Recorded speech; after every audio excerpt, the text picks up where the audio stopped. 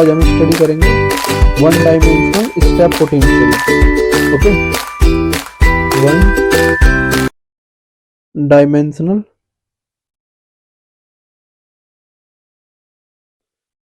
Step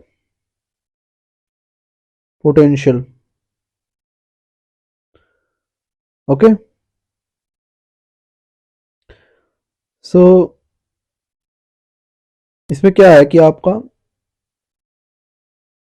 यहाँ पे potential barrier है एक, that is potential equals to v naught. Okay, यानी कि एक स्टेप की तरह यहाँ पे पोटेंशियल है ना, वी नोट, और इधर इस रीजन में आपकी पोटेंशियल जीरो है। तो हम दो रीजन कंसिडर कर सकते हैं, फर्स्ट रीजन और सेकंड रीजन। तो फर्स्ट रीजन में आपकी पोटेंशियल जीरो है और सेकंड रीजन में आपकी पोटेंशियल वी नोट है।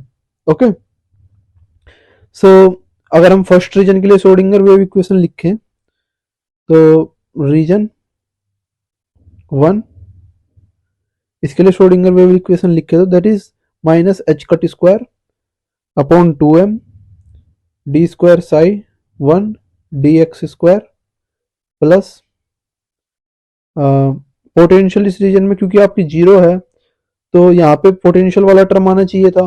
अब पोटेंशियल वाला टर्म यहाँ पे की वैल्यू क्या है, जीरो है, तो मुझे लिखने की जरूरत नहीं है ना। तो equals to energy and psi one. Okay, तो ये फर्स्ट रीजन के लिए आपकी क्या हो गई, वेव इक्वेशन हो गई, है ना। सो अब इसे सोल्व करेंगे हम। तो नाउ आपका ये वाला टर्म हम पूरा उठा के उस साइड ले जा रहे हैं, तो ये इस वाले टर्म की उस साइड मल्टीप्लाई कर रहे हैं, तो क्या हो जाएगा ये d square psi one upon d x square equals to minus 2m e by h cut square psi one equals to. Okay, so now अब आपका इस पार्ट को हम इस साइड ले आएंगे, तो d psi one d x square plus 2m e upon h cut square psi one equals to zero. Okay,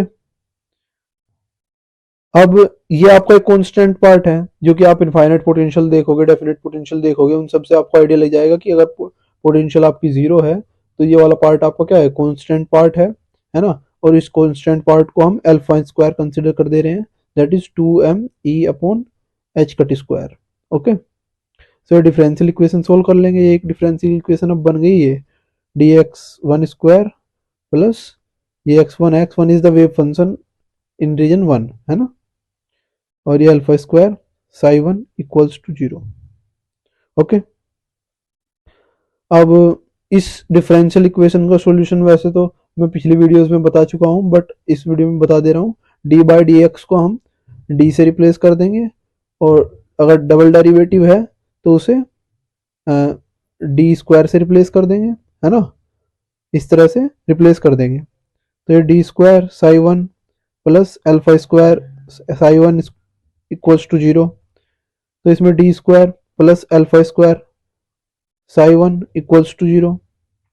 okay, तो अब आपका डी को एम से रिप्लेस करके ऑक्सिलरी इक्वेशन बना लेंगे, m square plus alpha square equals to zero, क्योंकि psi one तो जीरो हो नहीं सकता, साई वन जीरो होगा तो इट मीन्स पार्टिकल उस रीजन में हो ही नहीं सकता, प्रोबेबिलिटी जीरो हो जाएगी उस रीजन में। तो एम की वैल्यूज क्या आएगी आपकी, प्लस माइनस आयोटा अल्फा, तो इट मीन्स रूट्स क्या होंगे, साई वन ऑफ एक्स क्या हो गया, that is a exponential iota alpha x plus b exponential minus iota alpha x. Okay, क्योंकि डिफरेंशियल इक्वेशन का सॉल्यूशन क्या होता है, y equals to a exponential m one x plus b exponential m two x. Okay, और m1 और m2 क्या है, roots है ना, m2x, और यहाँ पे m1 क्या है, m1 इज आयोटा x और m2 is minus iota x minus iota. Okay, तो ये रूट्स हमें m1 और m2 की वैल्यूज ये रही, है ना, दो रूट्स है m1 और m2, तो इसका मतलब जनरल सॉल्यूशन ये होगा, जनरल सॉल्यूशन ये होगा तो वेव फंक्शन ये होगा। ओके, तो हमारा फर्स्ट रीजन में जो वेव फंक्शन आया that is psi one x equals to a e iota alpha x. ये वाला पार्ट आपका इंसिडेंट पार्ट है, plus b e iota alpha x. ये आपका नेगेटिव डायरेक्शन में मोशन है, it means negative x axis की तरफ मोशन है, इट मीन्स ये आपका रिफ्लेक्टेड पार्ट है। ओके, तो ये इंसिडेंट पार्ट, ये वाला reflected part, incident reflected. Okay, तो ये हमारी इसे हम सेकंड इक्वेशन कंसिडर कर देते हैं, जिसमें हमारे पास ये एक सॉल्यूशन आया है ना फर्स्ट इक्वेशन का, जो हमने डिफरेंशियल इक्वेशन सोल्व किया है उसका एक सॉल्यूशन आया है, दैट इज ओके। तो ये फर्स्ट रीजन में जो ये फंक्शन है इसे हमने सेकंड इक्वेशन कंसिडर कर दिया। ओके, सेकंड इसलिए क्योंकि फर्स्ट ऊपर कर चुके थे। ओके, अब सेकंड रीजन में डिफरेंशियल इक्वेशन सोल्व करते हैं। सेकंड रीजन की डिफरेंशियल इक्वेशन यानी कि सेकंड रीजन का वेव फंक्शन निकालने की कोशिश करते हैं। तो सेकंड रीजन में क्या है आपका, सेकंड रीजन में आपका पोटेंशियल की वैल्यू वी नोट है। सेकंड रीजन में पोटेंशियल क्या है, वी नोट है। तो बाकी सब तो सेम ही करना है, बस पोटेंशियल की वैल्यू क्या है, वी नोट रखनी है। तो minus H cut square upon 2m d square psi two d x square plus v naught psi two equals to e psi two. Okay, तो ये पूरा दोनों पार्ट आपके उस साइड चले जाएंगे, है ना। तो अब क्या हो जाएगा आपका, एच कट स्क्वायर माइनस हट गया देखो आगे से, upon 2m d square x two d x square. अब ये वाला पार्ट माइनस का हो जाएगा, तो plus e psi two minus v naught psi two equals to 0। अब आपके इसमें दो कंडीशंस हो सकती है, दो केसेस बन सकते हैं। या तो आपकी एनर्जी जो है वो पोटेंशियल से ज्यादा हो या एनर्जी पोटेंशियल से कम हो। ठीक है, तो हम एक एक केस सोल्व करेंगे। लेट सपोज हम फर्स्ट केस कंसिडर कर लेते हैं कि एनर्जी जो है वो पोटेंशियल से ज्यादा है, एनर्जी जो है पोटेंशियल से ज्यादा है। तो फर्स्ट केस हम कंसिडर कर ले रहे हैं कि energy is more than potential v naught. Okay, case one. ठीक है, फर्स्ट केस की एनर्जी जो है आपकी पोटेंशियल से ज्यादा है। ओके, तो इट मीन्स अगर हम ये करेंगे तो ये पॉजिटिव आएगा क्योंकि एनर्जी की वैल्यू ज्यादा है पोटेंशियल से। और इस पूरी इक्वेशन को अगर हम 2m by H cut square से मल्टीप्लाई कर दे, 2m by H cut square से, ठीक है, तो यहाँ पे क्या होगा, यहाँ पे तो 1 आ जाएगा क्योंकि इसके रेसिप्रोकल से मल्टीप्लाई कर रहे हैं, plus 2m by h cut square into e minus v naught. अब हम ई माइनस वी नोट कर सकते हैं, क्यों कर सकते हैं, क्योंकि energy is more than v naught, potential से ज्यादा है एनर्जी। ठीक है, हमने वो केस कंसिडर किया है। ओके, अब अगर हम इसे 2m by h cut square e minus v naught को, ये सारी कॉन्स्टेंट वैल्यू है, तो हम इसे अगर बीटा स्क्वायर कंसिडर कर दे, ठीक है, तो ये डिफरेंशियल इक्वेशन क्या बन जाएगी, d square psi two d x square plus beta square psi two equals to 0। अब आप देखोगे कि ये इक्वेशन और आपकी जो फर्स्ट डिफरेंशियल इक्वेशन बनी थी, है ना, फर्स्ट इक्वेशन जो बनी थी ये वाली, दोनों क्या है आपकी सेम इक्वेशन है, बस अल्फा और बीटा का डिफरेंस है ना। उसमें बीटा है, इसमें अल्फा है ना, दोनों इक्वेशन आपकी क्या है, सेम है। तो यानी कि सॉल्यूशन भी आपका क्या आएगा, सेम ही आएगा। ठीक है, तो यानी कि साई टू ऑफ एक्स की वैल्यू क्या होगी, डिफरेंट कॉन्स्टेंट आएंगे सी और एक्सपोनेंशियल इसमें iota beta x plus D exponential minus iota beta x, क्योंकि डिफरेंशियल इक्वेशन सेम बनी है, बस अल्फा की जगह पे बीटा रखना है ना, और कॉन्स्टेंट्स डिफरेंट हो गए क्योंकि साइड टू डिफरेंट है। ओके, तो ये आपकी हो गई थर्ड इक्वेशन। ओके, ये आपकी क्या हो गई, थर्ड इक्वेशन। अब थर्ड इक्वेशन में भी क्या है, ये वाला पार्ट जो है आपका, ये एक्स एक्सिस में मोशन को शो कर रहा है और ये वाला पार्ट आपको माइनस एक्स एक्सिस में मोशन को शो कर रहा है। तो जो एक्स एक्सिस में मोशन शो कर रहा है वो एक्चुअल में जो ट्रांसमिटेड वेव है उसे शो करेगा, और जो नेगेटिव एक्स एक्सिस में शो कर रहा है वो इट मींस कोई रिफ्लेक्टेड पार्ट उसे शो करेगा। लेकिन रिफ्लेक्टेड पार्ट तो तब होगा जब आगे कुछ कहीं से कोई बैरियर होगा जिससे वो टकरा के वापिस आए, लेकिन यहाँ पे कोई बैरियर है ही नहीं। आगे आगे क्या है, कोई बैरियर है नहीं है, whole the region till plus infinity तक आपकी क्या है, ये सेम वी नोट पोटेंशियल रहेगी। तो इट मीन्स आगे से कुछ भी रिफ्लेक्ट होके पीछे नहीं आने वाला। ठीक है, तो पीछे नहीं आने वाला, बस फॉरवर्ड ही मोशन होगा। तो इट मीन्स आपका केवल ट्रांसमिटेड पार्ट बचेगा, जो रिफ्लेक्टेड पार्ट है डी वो नहीं होना चाहिए इसमें, ये वाला पार्ट आपका, ये वाला पार्ट नहीं होना चाहिए। ठीक है, तो ये वाला पार्ट हम जीरो कर देंगे, डी वाला part, because because d is zero. क्यों होगा, because there is no backward motion motion, या फिर आप कहो there is no reflection part. Okay, कोई रिफ्लेक्शन नहीं है वहां से, है ना, कुछ भी रिफ्लेक्ट होकर वापस नहीं आने वाला, रिफ्लेक्टेड वेव नहीं है। ओके, तो यानी साइड 2 ऑफ एक्स की वैल्यू क्या हो गई फिर, सी एक्सपोनेंशियल आयोटा बीटा एक्स। ठीक है, तो आपकी ये जो थर्ड इक्वेशन है, ये फोर्थ इक्वेशन बन गई, दैट इज ये वाली। ओके, तो अब हम अगर देखें, अगर बाउंड्री कंडीशंस लगाए तो बाउंड्री कंडीशंस ये है कि बाउंड्री पे आपकी इन दोनों वेव फंक्शंस की वैल्यू इक्वल होनी चाहिए, यानी कि यहाँ पे ये कंटिन्यूस होनी चाहिए वेव फंक्शन, यहाँ पे जो है साई 1 की वैल्यू साई 2 के इक्वल होनी चाहिए, है ना। ओके, तो यहाँ पे दोनों की वैल्यूज मैच होनी चाहिए एक दूसरे से, दोनों की सेम ही वैल्यू आनी चाहिए। ओके, तो हम ये बाउंड्री कंडीशन लगाएंगे, ये है x इक्वल्स टू 0, है ना।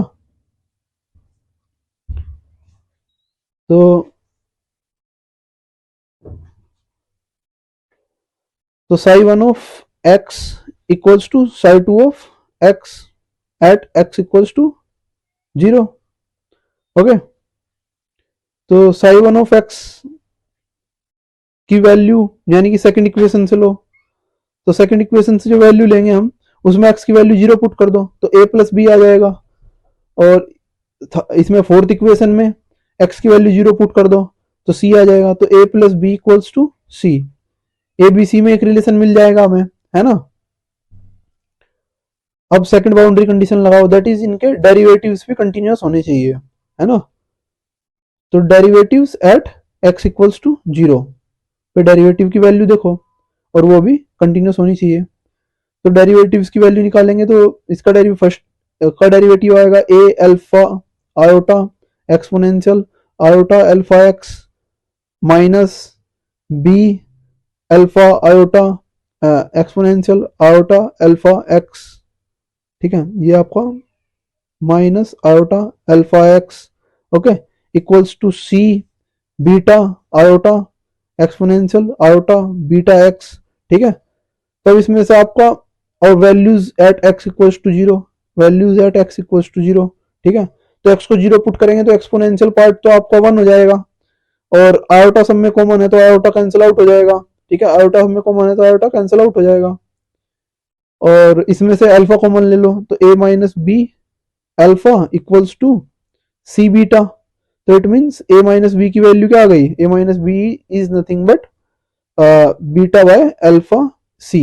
ओके, एक इक्वेशन ये बन गया आपका, एक इक्वेशन हमारे पास ये है, एक इक्वेशन हमारे पास ये है, दोनों को ऐड कर लो तो 2a की वैल्यू आ जाएगी, तो 2a is nothing but c common ले लो तो 1 प्लस बीटा बाय अल्फा सी।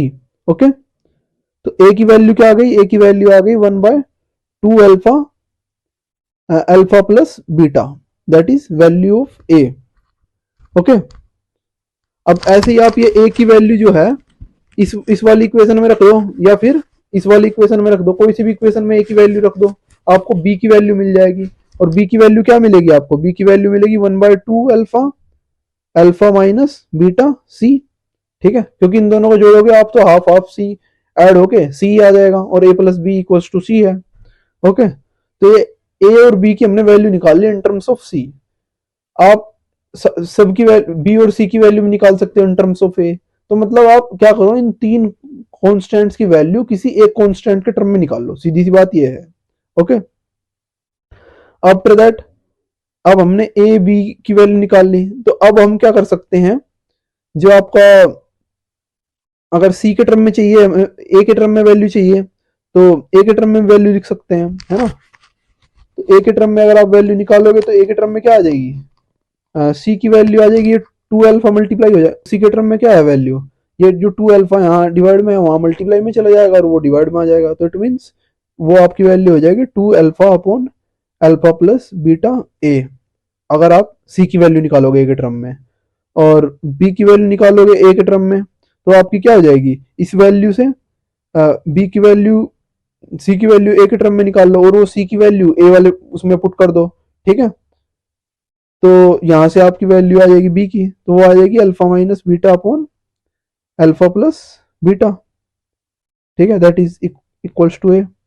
ठीक है, आप ऐसे भी कर सकते हो, इन दोनों इक्वेशंस को आपस में डिवाइड कर दो, तो आपको क्या मिलेगा, बी बाय ए का रेशो मिलेगा, और सी से सी कैंसिल आउट हो जाएगा, 1/2a से 2a कैंसिल आउट हो जाएगा, तो उससे भी आपको बी की वैल्यू ए के टर्म्स में मिल जाएगी। तो अगर आप ए के टर्म्स में निकालना चाहते हो तो ए के टर्म्स में निकाल लो, बी के टर्म्स में निकालना चाहते हो बी के टर्म्स में, सी के टर्म्स में निकालना चाहते हो सी के टर्म्स में। ए के टर्म्स में निकालने का एक एडवांटेज ये है कि आपको पता चल जाएगा कि कितना इंसिडेंट पार्ट में से कितना रिफ्लेक्ट हुआ और कितना ट्रांसमिट हुआ, ठीक है, क्योंकि ए जो है वो इंसिडेंट वेव का एम्पलीट्यूड शो कर रहा है, बी जो है वो रिफ्लेक्टेड का, और सी जो है वो ट्रांसमिटेड का। ओके, तो अब अगर हम प्रोबेबिलिटी करंट डेंसिटी निकालना चाहें इंसिडेंट बीम की, तो पहले तो प्रोबेबिलिटी करंट डेंसिटी होती क्या है, ठीक है, तो probability current density, current density का कॉन्सेप्ट मैंने आपको इक्वेशन ऑफ कंटिन्यूटी का जब डेरिवेशन कराया था तो उसमें कराया था, है ना। तो प्रोबेबिलिटी करंट डेंसिटी आपको बताएगी कि रीजन से प्रोबेबिलिटी कम होगी तो दूसरे रीजन में कितनी प्रोबेबिलिटी बढ़ेगी, है ना। तो ये प्रोबेबिलिटी के फ्लो को बताती है। ओके, तो इसका एक्सप्रेशन है J equals to minus H cut upon 2m psi star del psi minus psi del psi star. Okay, आप इक्वेशन ऑफ कंटिन्यूटी वाला डेरिवेशन देखोगे पिछली वीडियोस में, तो उसमें आपको ये एक्सप्रेशन मिलेगा, ये कैसे डेराइव हुआ था वो भी उसमें है ना। अब इसका एक और फॉर्मूला हम बनाते हैं, वो कैसे बनाएंगे, वो सीधी सी बात है कि अगर हम देखें कि del psi star del psi, ये आपका कोई एक कॉम्प्लेक्स वैल्यू आएगी, कुछ भी मान लो, हमने p प्लस आयोटा क्यू मान ली, कोई भी एक कॉम्प्लेक्स वैल्यू आएगी। अब अगर इसका पूरे का हम कॉम्प्लेक्स कॉन्जुगेट कर दे, साई स्टार डेल साई का कॉम्प्लेक्स कॉन्जुगेट कर दे, ठीक है, तो कॉम्प्लेक्स कॉन्जुगेट करने पे हमें वैल्यू इस साइड भी इसका कॉम्प्लेक्स कॉन्जुगेट हो जाएगा, दोनों साइड इक्वेशन का क्या कर दिया हमने, कॉम्प्लेक्स कॉन्जुगेट कर दिया, ठीक है। तो कॉम्प्लेक्स कॉन्जुगेट करने से क्या होगा, साई स्टार तो साई बन जाएगा और साई साई स्टार बन जाएगा, और यहाँ पे क्या है, p का कॉम्प्लेक्स कॉन्जुगेट p आएगा, प्लस आयोटा की जगह माइनस आयोटा आ जाएगा, सिर्फ इतना डिफरेंस होगा, ठीक है। अब यहाँ पे क्या है, इसमें से ये माइनस किया हुआ है, तो इसमें से ये माइनस कर लो, इसमें से ये माइनस कर लो, दोनों साइड की इक्वेशन माइनस कर दो, तो हमें मिलेगा psi star del psi minus psi del psi star, ठीक है। ये वैल्यू क्या है, ये वाली वैल्यू, ये वाली वैल्यू हमें मिल जाएगी, यहाँ पे मिल रही है ये वाली वैल्यू, ठीक है। तो ये वाली वैल्यू इक्वेशन के दोनों साइड जोड़ने से हमें क्या मिलेगा, डिफरेंस करने से, सॉरी डिफरेंस करेंगे तो हमें क्या मिलेगा, p से तो p कैंसिल आउट हो जाएगा, 2 आयोटा q हो जाएगा, ठीक है। और ये q क्या है, q is nothing but the, अब ये जो 2 आयोटा q वैल्यू आई है, ये वाली वैल्यू यहाँ पे पुट कर दो, ठीक है। कोई सोचेगा कि p प्लस आयोटा q कैसे आ गई इसकी वैल्यू, हमने कंसिडर की है, एक आएगी तो एक इमेजिनरी नंबर ही ना, कुछ भी आए, कोई भी एक्सप्रेशन आए इमेजिनरी, वो हमने p plus iota q imagine कर लिया, ठीक है, और उसका कॉम्प्लेक्स कॉन्जुगेट किया तो p माइनस आयोटा q हो गया, है ना। और दोनों का डिफरेंस करेंगे तो 2 आयोटा q हो जाएगा, ठीक है। और ये वैल्यू अगर हम इसमें पुट कर दे तो j का क्या एक्सप्रेशन आएगा, j इज नथिंग बस minus iota h cut upon 2m, यहाँ पे आपका क्या है 2 आयोटा q, ये वैल्यू तो 2 आयोटा q आ गई। अब आपका j की वैल्यू क्या आ गई, j की वैल्यू आपकी आ गई आयोटा माइनस आयोटा इज +1, है ना, और ये 2 से 2 कैंसिल आउट हो गया, तो क्या आ गया h cut upon m into Q. Okay, and q is what, q क्या था आपका, q था इस वैल्यू का इमेजिनरी पार्ट, q क्या है, इस वैल्यू का इमेजिनरी पार्ट है ना। तो हम यहाँ क्या लिख सकते हैं कि j is nothing but h cut upon m into imaginary part of psi star del psi. Okay, psi star del psi का इमेजिनरी पार्ट आएगा। ओके, अब अगर हम देखें इंसिडेंट वेव का वेव फंक्शन देखें, हम इंसिडेंट वेव का वेव फंक्शन देखें, तो इंसिडेंट वेव का वेव फंक्शन क्या है, that is a exponential iota alpha x, ये था इंसिडेंट वाला का। वो जो b वाला पार्ट था वो तो रिफ्लेक्टेड का था, है ना, और रिफ्लेक्टेड का देखे तो वो क्या होगा, b exponential iota alpha x, और अगर ट्रांसमिटेड का वेव फंक्शन देखे तो c एक्सपोनेंशियल आयोटा, इसमें माइनस है, बीटा x, ठीक है। अब क्या होगा, अब सिर्फ इतना करना है कि आपका, अगर हम इंसिडेंट के लिए प्रोबेबिलिटी करंट डेंसिटी निकालना चाह रहे हैं तो हमें इंसिडेंट का वेव फंक्शन लेके चलना है। तो इंसिडेंट का वेव फंक्शन लो, तो इंसिडेंट का wave function A exponential iota alpha X, इसका complex conjugate is A iota minus alpha X, है ना। और इसके कॉम्प्लेक्स कॉन्जुगेट डेल साई में मल्टीप्लाई, इसके कॉम्प्लेक्स कॉन्जुगेट की इसके डेरिवेटिव डेल साई आए है, मतलब कि अगर ये इस एक्स एक्सिस में है, खाली एक्स में है, तो हम क्या करेंगे, हम डेरिवेटिव ले लेंगे एक्स के रेस्पेक्ट में, है ना। तो क्या आ जाएगा आपका ये आपका आ जाएगा A iota alpha exponential iota alpha X, है ना। एक्स के रेस्पेक्ट में डेरिवेटिव हो गया। अब इन दोनों को क्या करना है, प्रोडक्ट करना है, इन दोनों का प्रोडक्ट करना है। तो इन दोनों का प्रोडक्ट करेंगे तो क्या आ जाएगा, इन दोनों का प्रोडक्ट किया तो iota alpha square alpha exponential, ये एक्सपोनेंशियल वाला पार्ट तो कट गया क्योंकि इसमें प्लस पावर है, इसमें माइनस पावर है, तो e की पावर जीरो हो गई, e की पावर जीरो मतलब वन। ओके, तो ये आ गया आपका psi star del del psi star. Okay, अब इसका लेना है हमें इमेजिनरी पार्ट, इसका इमेजिनरी पार्ट क्या है, डेल साई, इसका इमेजिनरी पार्ट है आयोटा वाला पार्ट, यानी कि ये अल्फा ए स्क्वायर। ठीक है, हम अल्फा ए स्क्वायर बोले या अल्फा मोड ए स्क्वायर बोले, बात एक ही है। क्यों बात एक है, क्योंकि जब हम यहाँ कॉम्प्लेक्स कॉन्जुगेट कर रहे थे तो यहाँ ए पे भी स्टार लगेगा, और ए और ए स्टार की जब हम प्रोडक्ट करेंगे, यहाँ पे ए है, ए स्टार की प्रोडक्ट करेंगे तो मोड ए स्क्वायर आ जाएगा। ओके, तो ये मोड ए स्क्वायर आ जाएगा। अगर ए रियल वैल्यू है तो फिर तो कोई प्रॉब्लम है ही नहीं, तो ये मोड ए स्क्वायर आ जाएगा। ठीक है, तो इमेजिनरी पार्ट की value I alpha mod A square. ठीक है, तो आपका प्रोबेबिलिटी करंट डेंसिटी क्या आ गई, H cut upon M into alpha mod A square. ठीक है, अब ऐसे ही इंसिडेंट की आ गई तो रिफ्लेक्टेड की क्या हो गई, H cut upon M alpha B square. ठीक है, और ऐसे ट्रांसमिटेड की क्या हो गई, H cut upon M beta C square. ठीक है, उसमें बीटा क्यों आया, क्योंकि उसका अल्फा की प्लेस पे बीटा था वहां पे, है ना। और ये जो आपका आप अलग अलग वेव फंक्शन की अलग अलग वैल्यूज रख के निकाल भी सकते हो, है ना। यहाँ पे जैसे मैंने इंसिडेंट वाला वेव फंक्शन लिया था तो मेरे पास इंसिडेंट की प्रोबेबिलिटी करंट डेंसिटी का एक्सप्रेशन आ गया। आप रिफ्लेक्टेड का वेव फंक्शन लेके चल सकते हो, ये वाला वेव फंक्शन लेके चलोगे तो आपका रिफ्लेक्टेड का आ जाएगा, ट्रांसमिटेड का लेके चलोगे तो आ जाएगा।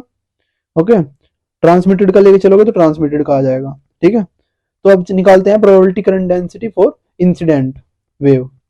तो probability current density incident wave की H cut upon M mod A square आएगी। ए की वैल्यू हमने निकाली थी ऊपर, है ना, तो ए की वैल्यू हमें पता है, तो ए की वैल्यू के अकॉर्डिंग हम क्या निकाल सकते हैं, अगर बी के टर्म्स में सी के टर्म में निकालनी है तो बात अलग है, अगर हम सी के टर्म्स में निकालना चाह रहे हैं तो बात क्या है, अलग है। नहीं तो ए के टर्म्स में अगर हम रख रहे हैं वैल्यूज तो ए के टर्म्स में तो यही हो गई, और अगर हम रिफ्लेक्टेड की निकालना चाह रहे हैं तो एच कट अपॉन एम, यहाँ पे अल्फा भी आएगा, अल्फा, है ना। और इसमें क्या है, beta sorry alpha mod b square. तो बी की वैल्यू क्या थी, बी की वैल्यू थी, बी की वैल्यू बी की वैल्यू ये रही, तो बी का मोड बी स्क्वायर आ जाएगा अल्फा माइनस, यहाँ पे आ जाएगा आपका alpha into alpha minus beta का square upon alpha plus beta का square into mod A square. Okay, तो ये आ गई रिफ्लेक्टेड की आपकी। अब अगर ट्रांसमिटेड की निकालेंगे तो उसके लिए सी की जरूरत पड़ेगी, है ना, h cut upon M beta, और यहाँ पे आ जाएगी आपकी ट्रांसमिटेड की। तो ट्रांसमिटेड की क्या थी आपकी, ट्रांसमिटेड वाली के लिए आपका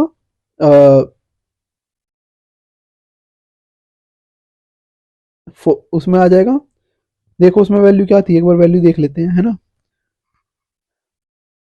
ट्रांसमिटेड के लिए ये रही सी की value two alpha upon alpha plus beta, तो यहाँ पे वैल्यू लिख लेंगे, है ना।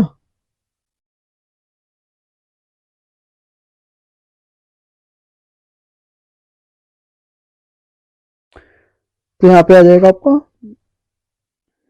ए के टर्म्स में टू का स्क्वायर फोर हो गया, अल्फा प्लस बीटा का स्क्वायर हो जाएगा नीचे। ठीक है, और यहाँ पे बीटा है, ठीक है, तो यहाँ पे क्या होना चाहिए, यहाँ पे आपका अल्फा आएगा। ओके, और ये आपका मोड ए स्क्वायर, ए के टर्म्स में ये वैल्यू आ जाएगी।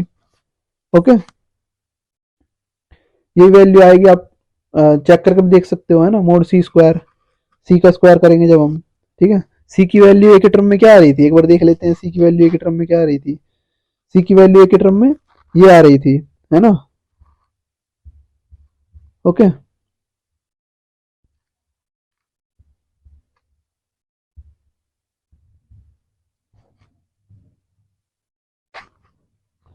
सो ये हो गई। तो यहाँ पे क्या है, अल्फा स्क्वायर आ जाएगा। ओके, तो अब इसमें से क्या है, अगर हम इंसिडेंट और रिफ्लेक्टेड, इंसिडेंट जो है, इंसिडेंट टोटल है, जो इंसिडेंट हुई उसका कुछ पार्ट रिफ्लेक्ट हो गया होगा, कुछ पार्ट ट्रांसमिट हो गया होगा। तो इंसिडेंट जो है वो रिफ्लेक्टेड और ट्रांसमिटेड का सम होना चाहिए। तो चेक करते हैं, देखो ये इन दोनों का सम है क्या। तो इंसिडेंट है आपका H cut upon M alpha mod A square, ठीक है, सही है। और रिफ्लेक्टेड है आपका H cut upon M alpha, alpha minus beta का square upon alpha plus beta का square mod A square, plus transmitted है आपका H cut upon M beta 4 alpha square upon alpha plus beta का square mod alpha square, ठीक है। तो ये आपका एल एच एस, देखते हैं एल एच एस की इक्वल आता है क्या, एल एच एस। तो L H S equals to H cut upon M और अल्फा और मोड ए स्क्वायर ले लो कॉमन, बचा क्या अंदर, अल्फा माइनस बीटा का square upon alpha plus beta का स्क्वायर, प्लस इसमें से आपका अल्फा और मोड ए स्क्वायर तो कॉमन ले लिया, तो 4 अल्फा बीटा बचा अपॉन अल्फा प्लस बीटा का स्क्वायर, ठीक है। और ये पार्ट क्या बन गया आपका, H cut upon M alpha mod A square equals to H cut upon M alpha minus beta का square plus 4 alpha beta upon alpha plus beta का स्क्वायर। ओके, तो एलएचएस में क्या वैल्यू थी, एलएचएस में जो वैल्यू है that is incident probability current density. Okay, RHS में जो वैल्यू है incident probability current density, okay, into ये वाला पार्ट आ रहा है, ठीक है। तो ये वाला पार्ट क्या है, alpha square plus beta square minus 2 alpha beta plus 4 alpha beta upon alpha plus alpha square plus beta square plus 2 alpha beta. Okay, तो ये आ गया इंसिडेंट प्रोबेबिलिटी इक्वल्स टू, ठीक है। ये वाला पार्ट आपका निकाला कैसे थे हमने ये वाला पार्ट, ये जो आरएचएस में वैल्यू चल रही है ये वाली, हमने रिफ्लेक्टेड वाली ली और ट्रांसमिटेड वाली ली, दोनों का सम किया है, तो रिफ्लेक्टेड और ट्रांसमिटेड का सम कर रहे हैं हम। तो रिफ्लेक्टेड प्लस ट्रांसमिटेड का सम इक्वल्स टू आपका क्या है, प्रोबेबिलिटी डेंसिटी। और ये पार्ट क्या हो जाएगा, alpha square plus beta square, इन दोनों का सम करेंगे तो क्या आ जाएगा, 4 minus 2 2 alpha beta upon alpha square plus beta square plus 2 alpha beta, ठीक है। तो ये कैंसिल आउट हो गया, तो that is probability current density of incident और रिफ्लेक्टेड और ट्रांसमिटेड का अगर हम सम करेंगे तो वो आपका इंसिडेंट के इक्वल आ जाएगा, जो कि आना भी चाहिए था, है ना। क्योंकि इंसिडेंट जो हुई है वो ही तो कुछ कुछ उसका पार्ट रिफ्लेक्ट हुआ है, कुछ उसका पार्ट ट्रांसमिट हुआ है, तो दोनों का सम तो इंसिडेंट ही बनना चाहिए। Okay, so it means total number of particle is conserved in this process. Okay, तो जो टोटल नंबर ऑफ पार्टिकल है वो कंजर्व रहेंगे इस प्रोसेस में।